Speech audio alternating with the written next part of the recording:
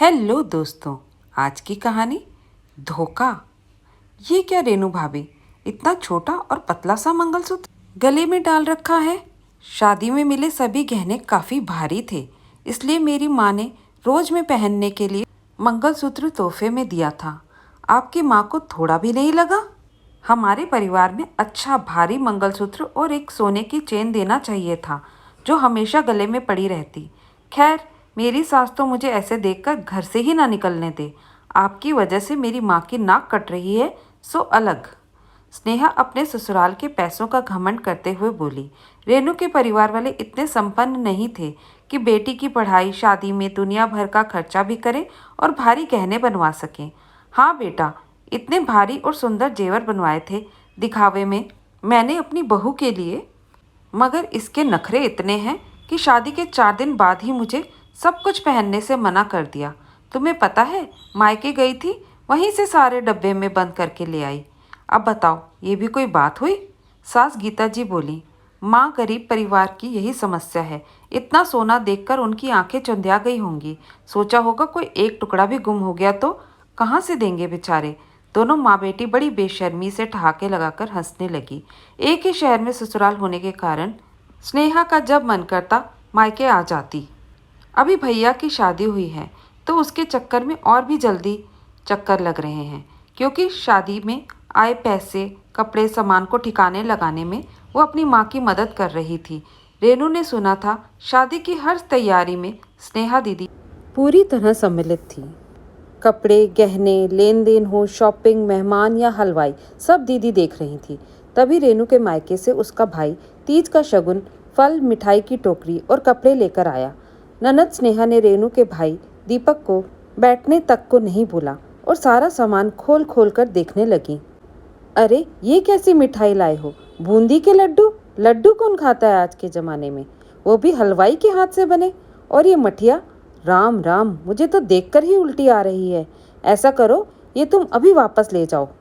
हमारे यहाँ तो काजू कतली से नीचे कोई मिठाई नहीं आती। और ये फल तो बिल्कुल बासी पुराने लग रहे हैं, जाते समय घुरे पर डाल जाना। और ये कपड़े इतने हल्के, अब हम यह किसको देकर अपनी नाक कटवाएंगे? एक काम करना, तुम ये सारा सामान वापस ले जाओ। हम अपनी तरफ से लोगों को एकदम खालिश और भारी सामान देंगे। यह देखो माँ, 100 रुपये के लिफाफे भेजे हैं। मैंने पहले ही कहा था, ऐसे गरीब परिवार में अपना इंजीनियर लड़का मत दो, पर तुम ही थी जो ऐसे लोगों पर इतनी मेहरबानी कर गई। गीता जी बोली। अरे बेटी, मेरा दिमाग थोड़ी खराब है।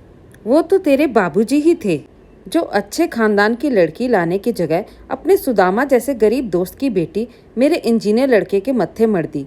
अब बैठकर मेरे साथ हुए धोखे को सोचकर दिन रात रो रही हूँ। अपनी सास और ननद की बात सुन रेनू का खून खौल गया। जब तक वो उसे कुछ कह रही थी उसने सहन किया, मगर अब बात उसके परिवार और उसके भाई से बोली जा रही है।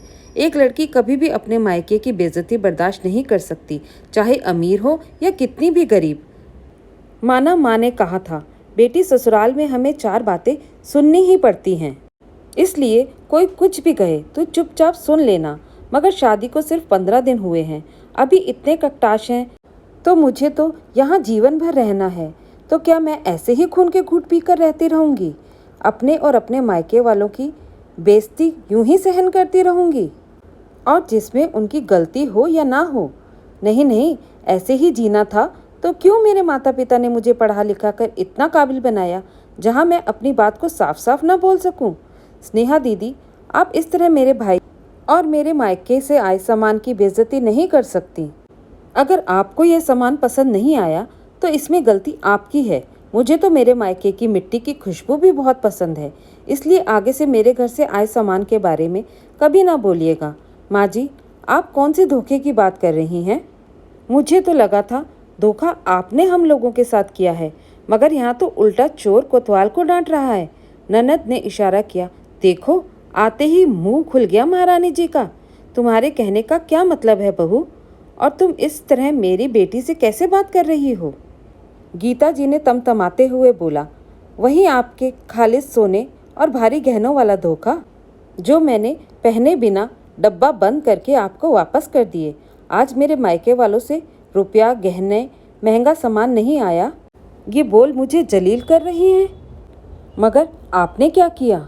नकली गहनों पर सोने का पानी चढ़ाकर अपने घर की होने वाली बहू को तोहफे में दे दिए। दोनों माँ बेटी एक दूसरे की तरफ देखकर सोचने लगी, हमारे इस राज के बारे में अभी तक किसी को नहीं पता चला था। अब सबके सामने बहू ने खोलकर यह क्या कर दिया? आपका ये राज तो उसी दिन मेरी बुआ ने गहनों को परख कर खोल दिया था, मगर मेरे माँ पिताजी ने बाबूजी की लाज बचाने के लिए उस समय किसी से कुछ नहीं कहा और सारे गहने संभाल कर डब्बे में बंद कर कर वापस लौटाने को बोल दिया, जो कि मेरे मायके वालों की गरीबी का नहीं, उनके बड़प्पन का सबूत है। अगर ये बात मैं सबको बता दूं तो आप ही बताइए, नाक किसकी कटेगी? अचानक पहुंचे ससुर दिनेश और पति संदीप को देख रेनू ने अपनी नज़रें नीची कर ली। पूरे हॉल में सन्नाटा छा गया। माँ, दीदी, ये आप दोनों ने क्या कर डाला? आपने तो मुझसे और बाबूजी से पूरे पैसे लिए थे गहना कपड़े लत्ता खरीदने के लिए, फिर ये नकली गहने कहाँ से आ गए? गुस्से से पैर पटकते हुए बेटा संदीप बोला, बेटा मुझसे बड़ी भूल हो गई। हमने सोचा दिखावे में सोने के गहना चढ़ाने से क्या फ़ायदा, आखिर बाद में तो सब लॉकर में ही रखे जाते हैं, कुछ दिन पहनकर फेंक देंगे। बस यही सोच हमने सोने के पानी चढ़े हुए गहने चढ़ा दिए। गीता जी अपने पति को देख कांपते हुए बोली, वाह गीता जी, अगर आज बहू के मुंह से हम सच ना सुनते तो हमेशा यही सोचते कि हमारी पत्नी कितनी समझदार है और बेटी होशियार, जिसने अपने भाई की पूरी शादी कैसे अच्छे से संभाल ली।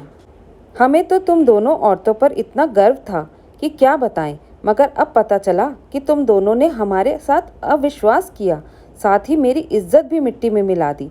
गुस्से से दिनेश जी बोले, माँ जी, बाबूजी, मैं कुछ ज़्यादा बोल गई हूँ तो मुझे माफ़ कीजिएगा, मगर आज बात मेरे आत्मसम्मान और मेरे मायके वालों की थी, इसलिए चुप रहना मुझे गवारा नहीं था, क्योंकि आज अगर मैं नहीं बोलती तो जीवन भर उनकी बेइज्जती मुझे सहन करनी पड़ती, जो एक बेटी कभी होते हुए नहीं देख सकती। तब दिनेश जी बोले, देखा गीता, तुमने खरे सोने को नकली सोने में तोलना चाहा। जिसके संस्कार ही उसका सबसे बड़ा गहना है, उसे सोना चांदी हीरा मोती किसी चीज़ की गरज नहीं। बहू, आज से घर तुम्हारा है, अगर कोई भी परेशानी आए तो मुझसे कहना, और मेरा वादा है आगे से ऐसा कभी कुछ नहीं होगा।